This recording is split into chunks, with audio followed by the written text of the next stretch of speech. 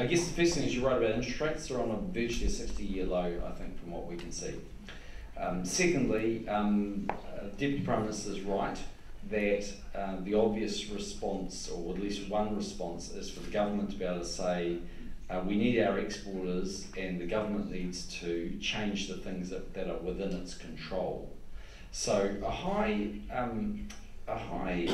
exchange rate obviously has some impact, and clearly, if you look at Australia, for example, it's got a very interesting economy at the moment. We think Australia's got Dutch disease. It's got a booming mining industry. So, Western Australia's growing at 14.5%, Northern Queensland's growing at 9%.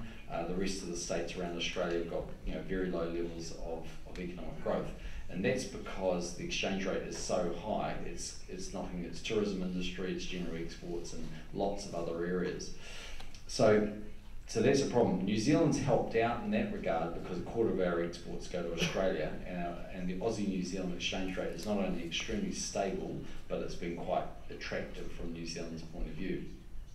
I say it's only partly an issue because actually, as was discussed at Vladivostok, I think 60% of the world's trade is now in what's called intermediate goods. So we produce something that's actually ultimately a component part somewhere in the world. So it's not strictly true that the exchange rate always hurts us, because some of our exporters are commodity linked and some of them have imported components which are much cheaper. So oil prices would be much more expensive in New Zealand if the exchange rate was lower, for example. But you're right, that is an issue.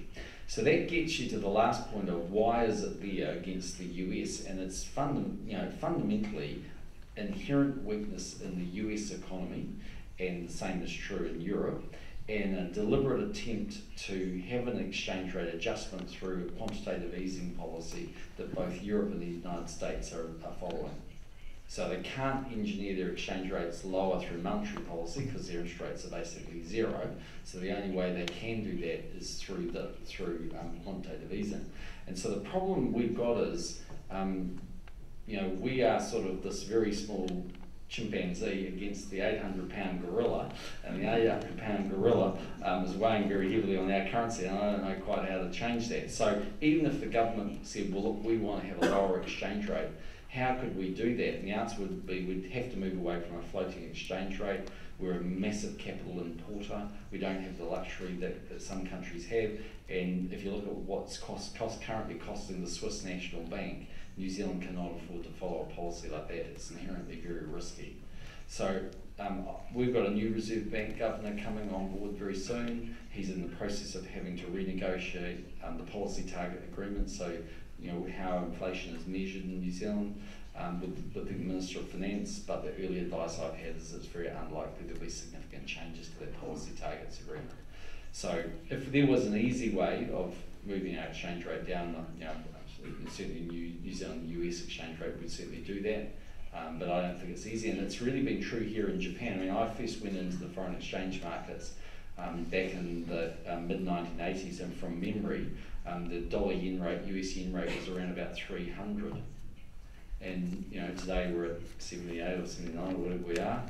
And for a very long period of time, people have been saying that the yen's been overvalued. But it hasn't, we haven't seen a correction in that rate. So even though people talk about that, and even though it would help Japan if the yen was lower, it's one thing to say, it's a lot harder to deliver.